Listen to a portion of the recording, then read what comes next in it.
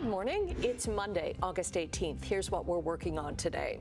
Air Canada delays more flights as flight attendants defy a federal back-to-work order.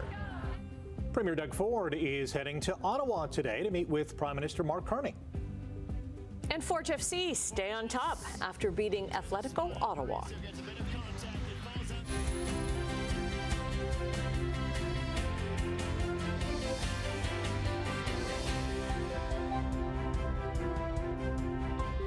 Thanks so much for joining us. We have a fresh week and we have a fresh start to the weather. What a change over the weekend. Yeah, we had high humidex values over the weekend, and then all of a sudden this morning, I was walking in for my car and I'm like, it's actually kind of chilly. It's a little bit on the cool side this morning. Yes, exactly. Actually, we're the same temperature this morning as we were Friday morning, and we were calling it a fresh morning at 16. That's where we're sitting right now. So, yeah, it was warm and muggy yesterday. You could feel when you had that bash of rain and then the sun came back out, it was like, oh, goodness, it hasn't really cleared things. But, yeah, it's gotten a bit cooler this morning, and it's going to be a much cooler day today. Today we'll have the sunshine. There's a fair bit of cloud cover right now, but the sky will gradually clear as the morning goes on. We'll have sun, and temperature today 23, and that's actually below seasonal for a change. So we got the 27 yesterday, humidex around 34, so it was a muggy day. We had just over 3, almost 4 millimeters of precipitation yesterday. I know it came down pretty hard in some areas, but that's officially what we had. So, yeah, we're looking at a sunny but cooler day today. We'll talk about it coming up. Traffic this morning, 403 Waterdown Road, our camera. Nothing to see there. Looks pretty good. We do have a bit of a problem still coming down the Ancaster Hill at Aberdeen. We don't have a camera that can pick it up. We had a vehicle fire going down the escarpment around Aberdeen, but they say it's clearing up right now. Here's a look at the Centennial Parkway camera. Toronto bound away from us, now Toronto bound towards us on top of the Skyway. And here's a look at Guelph Line, Toronto bound away from us on that camera. Nothing going on right now aside from the cleanup of that vehicle fire around Aberdeen. We will look at weather and traffic, and we'll do that coming up in just a few minutes. Right now, the news. Now a look at air traffic. Thanks very much, Brian. Air Canada travelers can expect even more disruption to their plans today as the labor dispute between the union representing flight attendants and the airline continues. Simone Gavros joins us with the latest from Toronto Pearson Airport. You can see behind me that flight attendants remain on the picket line this morning as they defy that back-to-work order from the federal government. And I'm just going to step out of the way as you can see that everyone's chanting and they have their flags, and they've been here since we've arrived this morning. Now, of course, with this work stoppage comes a lot of disruption when it comes to travelers, and a lot of people have just been sharing their stories about how much money they had to spend to get home. Here's more reaction from those stranded travelers. It's a little frustrating, stressful, but at the same time, I don't blame the flight attendants at all. I have changed the whole clientele to 2 days. That should be into 5 to do them so that I could catch this flight to go over to London, England, to pick up a friend in Ledbury at a nursing home to care for her for 3 weeks. I don't know what's going to happen to her because she can't afford to stay in this nursing home. We've got a lot of sympathy with the workers outside, of course, but we're personally impacted by this. We're travelling here from the UK. We don't have a lot of other options in terms of changing our plans. So we just kind of feel Air Canada need to pull their finger out and support the guys out there and pay them fairly for the work that they do. Now, the strike officially started just before 1 a.m. on Saturday, but the lead up to it has been chaotic. Air Canada reported roughly 940 flights canceled Sunday because of the work stoppage, and the Air Canada component of CUPE filed a challenge yesterday against the back-to-work order by the Canada Industrial Relations Board.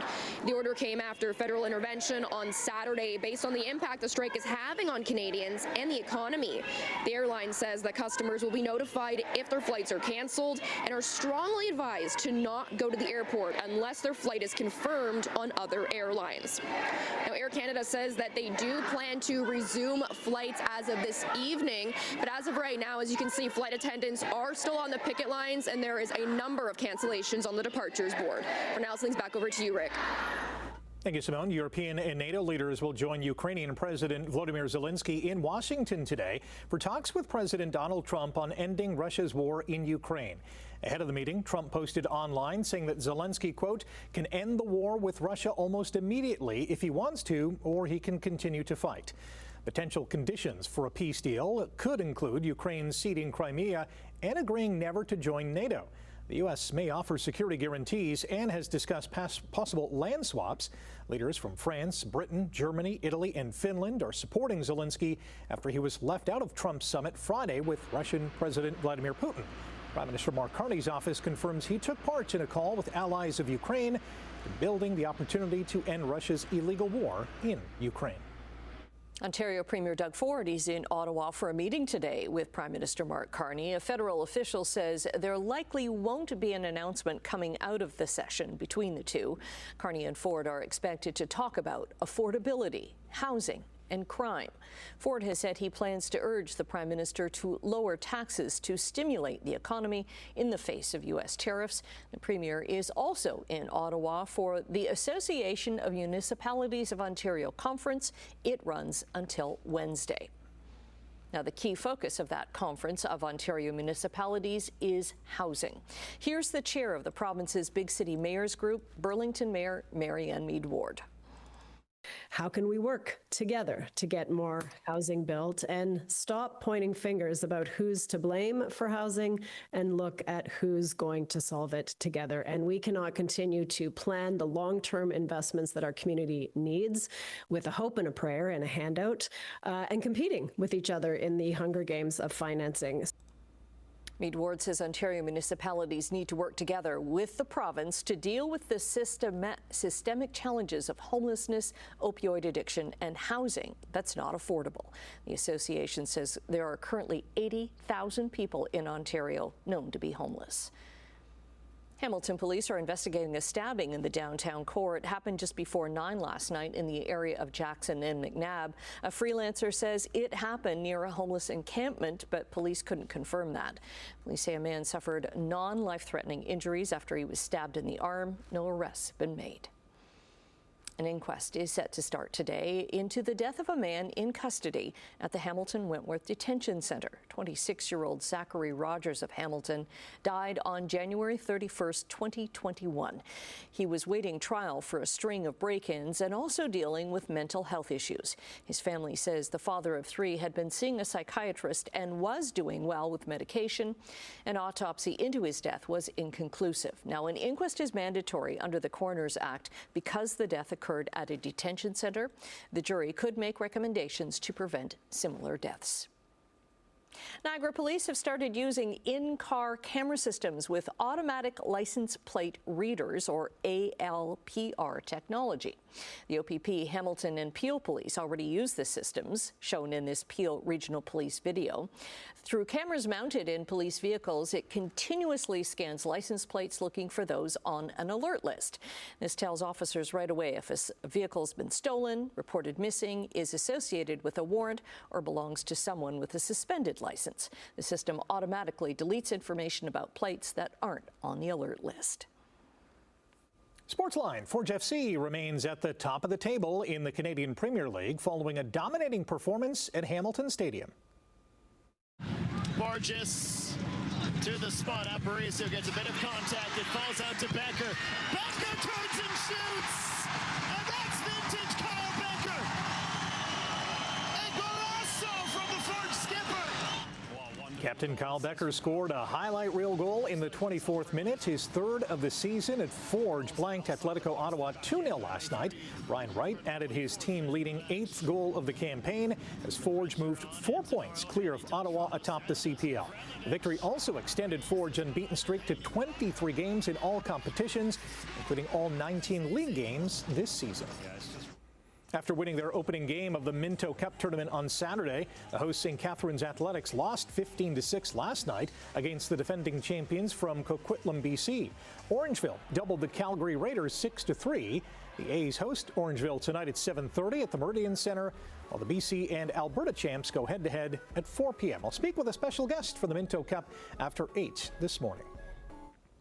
The Rangers banged out 4 home runs, and Nathan Eovaldi won his 7th consecutive decision as Texas torched the Blue Jays 10-4 to avoid a 3-game sweep at the Dome. Texas scored 3 runs on 5 straight hits with 2 out in the 4th and stopped a 4-game losing streak. Jose Barrios allowed a season-high 10 hits and gave up 6 runs in 4 1/3 innings to fall to 9-5.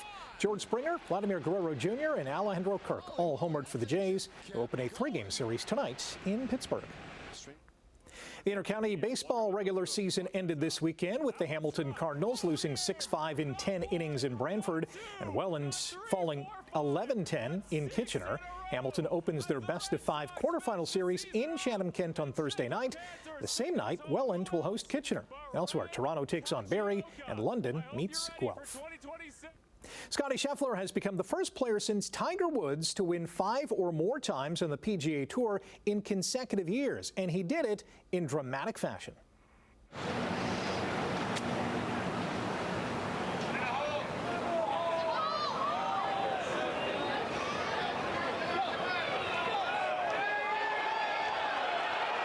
Look at Scheffler. Can you believe what you just saw? Yeah, he's pretty good. Scheffler chipped in from 82 feet on the 17th hole for a birdie and rallied from a 4-shot deficit to beat Robert McIntyre by 2 strokes at the BMW Championship. The world number 1 now has a chance to become the first golfer to win back-to-back FedEx Cup playoff titles when the Tour Championship tees off later this week in Atlanta. Canadians Corey Connors and Nick Taylor will also play in the final tournament of the season, while Taylor Pendrith failed to qualify. Jessica DiFilippo scored in the 46th minute as 10-person Vancouver blanked AFC Toronto 1-0 in Northern Super League action at BMO Field. Ottawa's Gabriela Dabrowski and New Zealand's Erin Routliffe won the Cincinnati Open Women's Doubles Championship with a straight sets victory last night. And Canada blasted Australia 12-0 to advance to the next round at the Little League World Series. The Canadians allowed just 1 hit in the victory and will play tomorrow against the winner of today's game between the Caribbean and Asia Pacific. And if you missed it on Saturday, the Ticats lost their 2nd game in a row, falling 29-9 in Saskatchewan. The loss drops Hamilton's record to 6-4 heading into their bye week. Next up for the Cats is the Labor Day Classic against the last-place Argos. 6:12 is the time. It's Monday morning, and the sun's not up yet. It doesn't come up for, well, almost 15 minutes from now, so getting later all the time. But we're looking at traffic, first of all, and we have nothing there, the 403 and Waterdown Road. We did have a vehicle fire coming down the Ancaster Hill right around Aberdeen. That's, of course, Toronto-bound lanes. That is cleared now, but there's still quite the backlog all the way up the Ancaster Hill on the 403 to around the Link. That's a slow go. To our MTO traffic cameras this morning, nothing going on in St. Catharines, QEW, Ontario, to Centennial Parkway, to north of 2. It's all pretty light. Speaking of light, there comes a bit of light in the sky now. Trafalgar Road looks good. Same with Cawthra, Toronto-bound coming towards us. Temperature this morning has just fallen, not by 1, but by 2 degrees. We were 16, we're now down to 14. So yeah, that's a cool start to the day. Winds are light from the north. Relative humidity is fairly comfortable. I'm calling it a partly sunny sky. We will see the sun in about 15 minutes. So air quality today in the low risk category at about 3. And actually the smoke is pretty good for southern Ontario for the day today. I'll talk about that coming up. What we had a bit of a disturbance go through yesterday. Of course, you could hear some rumbles in the distance a little bit, but we had some pretty heavy downpours yesterday, and that pushed its way off towards the east. Ridge of high pressure to the north is going to give us some clearing, and then another low towards the west and diving to the south is going to bring us some instability. That's going to happen during the day tomorrow and linger into Wednesday as well. Tomorrow we could get some thunderstorms out of that. But today, no, nice bright sunny sky. So the sky will clear as the morning goes on. So generally today, 23 degrees, no real humidex. So nice comfortable day in the sunshine today. Tonight, skies will be fairly clear. Some areas could get some increasing cloud cover, but temperatures anywhere from 13 to 17, well, 12 for Kitchener and Guelph. But Fairly clear tonight. Tomorrow we'll start off with a bit of sun, but there's that chance of showers and thunderstorms. A little warmer tomorrow, 25 to 27 degrees around. Yeah, humidex values in the high 20s, low 30s, depending on where you are. So still not bad, but yeah, some sun and then chance of a shower or a thunderstorm as the day progresses. So 18th of August already. Out the door this morning is partly cloudy. Temperature right now is 14. Long range, of course, coming up. Annette, Rick. All right, coming up after the break, we are going to say good morning to Emily with a preview of what's to come in Chit Chat. And Ontario colleges are facing a labor dispute of their own. Details coming up in 2. Look who's back, Emily Vukovic. Yay! What do you have for us coming up in Chit Chat? Hi, good morning. Star Trek celebrating 60 years. Wow. I know, that's big. They're celebrating with their own line of action figures. Really surprised they didn't have them by now. Yeah. I'm shocked they didn't have them by now. Same.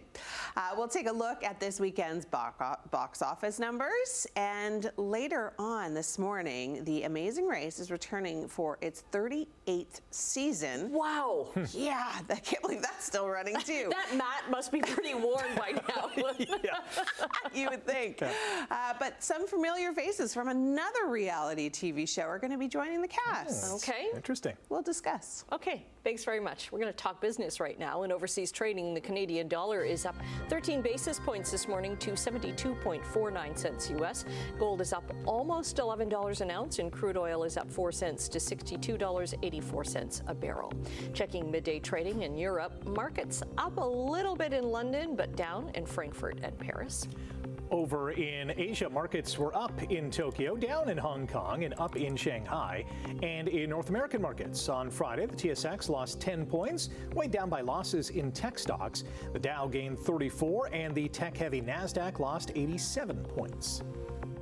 Thousands of support staff at Ontario colleges have voted to authorize a strike. The Ontario Public Service Employees Union, OPSEU, says members have voted 77% to strike if necessary to secure the contract it says its workers deserve. The College Employer Council, that's the bargaining agent for Ontario's publicly funded colleges, says the union's demands would add $900 million in costs. OPSEU says nearly 10,000 college faculty and staff have either lost their jobs or are projected to be let go amid hundreds of program cancellations and suspensions. 1.4 million Canadians missed a credit payment in the second quarter. While the figure is up by 118,000 compared with the same time last year, it does represent a slight drop-off from the first quarter. A spokesperson from Equifax Canada says it's a bit of good news to see the delinquency rate leveling off. Equifax says younger people are facing increasing financial difficulties as their average non-mortgage debt rose 2% to more than $14,000 from a year ago. Ford is issuing another recall. This one affects nearly 23,000 F-150 pickups in Canada. Transport Canada says the rear axle bolts may break, which could cause a loss of power to the wheels or even make a truck roll away if it's parked without the parking brake engaged. The notice covers 2023 to 25 models that have the Trailer Tow Max Duty package. In May, more than 11,000 F-150 Lightning electric trucks were recalled over steering wheel control issues.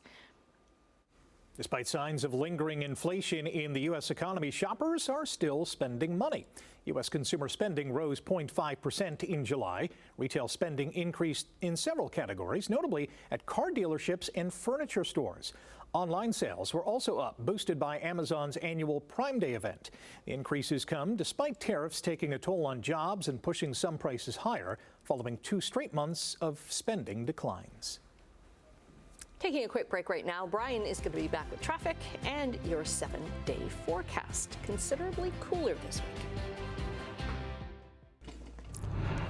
Coming up on 6:24, about 4 minutes now to sunrise. You can just see the little gleam of some sun there.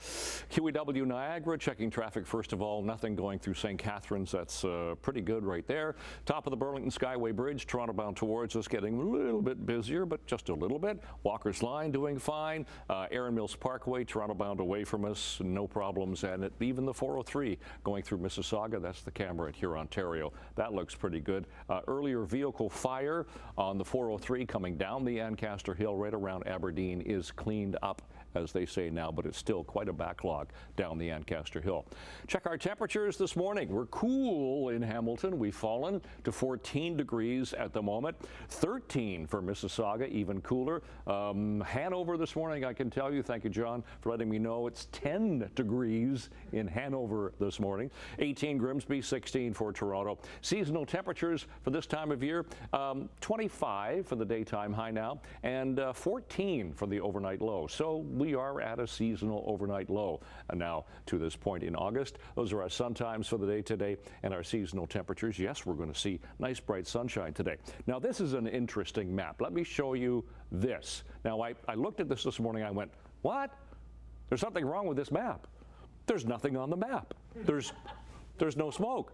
But I checked on all the other maps that are available to us. There's no smoke into southern Ontario right now. Sky is clear. The smoke plume has moved to the west. It's now through Montana, Wyoming, into South Dakota, but nothing for southern Ontario right now, so we should see some blue sky for the day today.